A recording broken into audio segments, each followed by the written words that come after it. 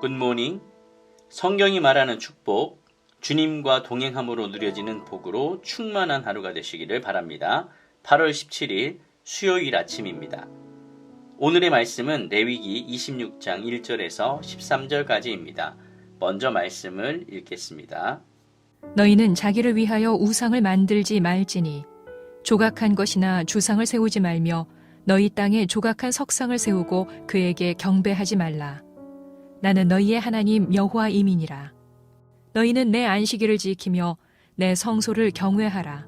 나는 여호와이니라. 너희가 내 규례와 계명을 준행하면 내가 너희에게 철따라 비를 주리니 땅은 그 산물을 내고 밭의 나무는 열매를 맺으리라. 너희의 타작은 포도 딸 때까지 미치며 너희의 포도 따는 것은 파종할 때까지 미치리니 너희가 음식을 배불리 먹고 너희의 땅에 안전하게 거주하리라. 내가 그 땅에 평화를 줄 것인즉 너희가 누울 때 너희를 두렵게 할 자가 없을 것이며 내가 사나운 짐승을 그 땅에서 제할 것이요 칼이 너희의 땅에 두루 행하지 아니할 것이며 너희의 원수들을 쫓으리니 그들이 너희 앞에서 칼에 엎드러질 것이라. 또 너희 다섯이 백을 쫓고 너희 백이 만을 쫓으리니 너희 대적들이 너희 앞에서 칼에 엎드러질 것이며 내가 너희를 돌보아 너희를 번성하게 하고 너희를 창대하게 할 것이며 내가 너희와 함께한 내 언약을 이행하리라. 너희는 오래 두었던 묵은 곡식을 먹다가 새 곡식으로 말미암아 묵은 곡식을 치우게 될 것이며 내가 내 성막을 너희 중에 세우리니 내 마음이 너희를 싫어하지 아니할 것이며 나는 너희 중에 행하여 너희의 하나님이 되고 너희는 내 백성이 될 것이니라.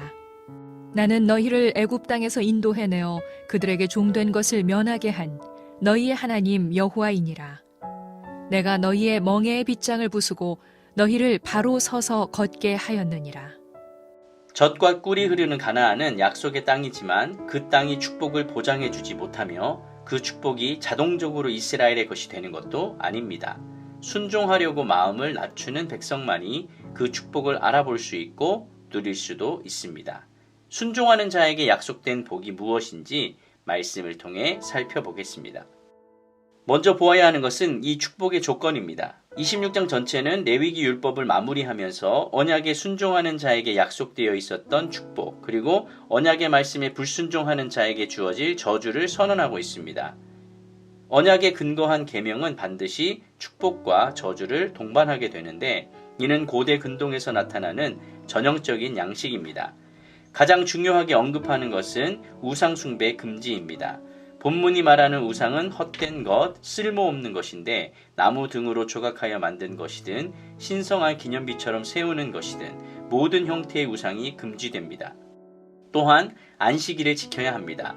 본문에서는 나의 안식일들이라는 복수 형태를 사용하고 있는데 이것은 단순히 안식일 하루만 뜻하는 것이 아니라 23장부터 제시해 오고 있었던 안식일, 안식년, 희년, 월삭과 절기 모두를 포함한다고 보는 것이 자연스럽습니다. 마지막으로는 여호와의 성소를 경외해야 합니다. 성소를 더럽히지 않고 정결을 유지하는 것이 성소 경외를 위한 실천적인 방법입니다. 복을 받는 길은 복의 근원인 하나님을 유일한 주권자로 인정하는 것입니다. 하나님 경외는 청종으로 표현되고 다른 신을 섬기지 않는 모습으로 증명됩니다.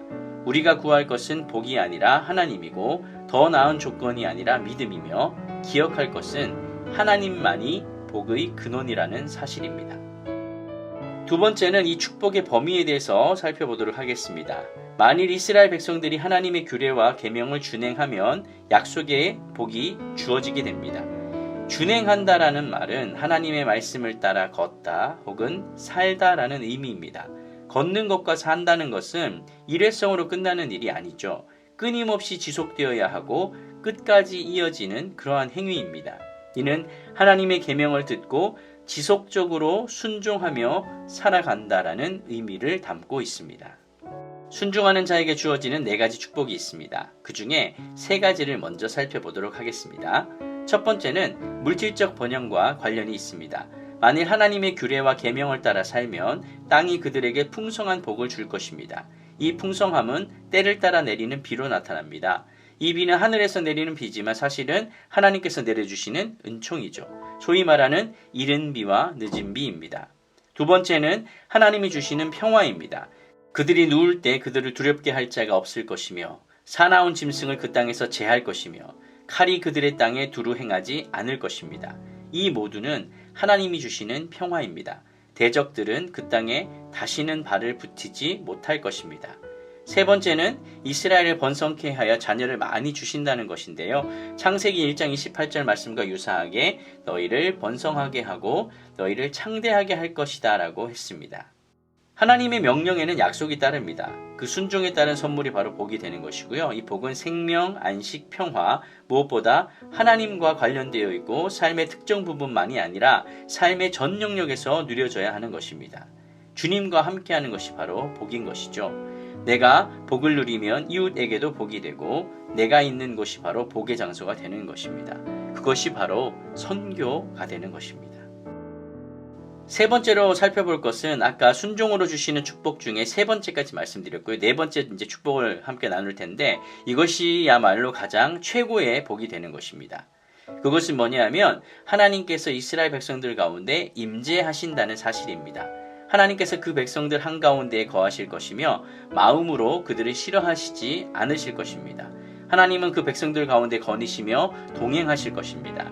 마치 에덴 동산에서 하나님께서 아담과 함께 거니시며 선을 할 때 그 동산을 거니셨던 것처럼 하나님께서 그 백성과 함께 하실 것입니다. 가나안 땅에서 하나님의 언약의 말씀을 순종하며 살아가는 삶은 하나님과 동행하며 에덴 동산의 삶을 회복하는 것과 같습니다. 하나님은 순종하는 백성에게 당신의 임재를 나타내시고 동행하시고 그 가운데 거처를 두십니다. 하나님보다 더 큰 축복은 없습니다. 하나님과 함께하는 것보다 더 큰 행복은 없습니다. 시편 73편 28절을 보면 하나님께 가까이함이 내게 복이라 라고 말합니다. 하나님의 백성이 되는 것보다 더 영광스러운 특권도 없습니다. 오직 하나님만 있으면 된다는 마음이 바로 신앙입니다. 말씀을 정리하겠습니다. 누구든지 복을 원하고 누구든지 복이 필요합니다. 우리는 그렇게 태어났습니다. 아마도 한국인보다 더 복을 좋아하는 민족은 이 세상에 없을 것 같습니다. 그런데 중요한 것은 그 복이 하나님과 관련이 되어 있느냐 하는 것입니다. 하나님만이 복의 근원이시고 최고의 복이 되십니다. 하나님은 우리가 복을 독점하지 않고 우리가 복을 잘 흘려보내는 복의 통로로 살기를 원하십니다. 우리가 있는 곳마다 축복의 장소가 되시기를 하나님께서 바라보고 계십니다.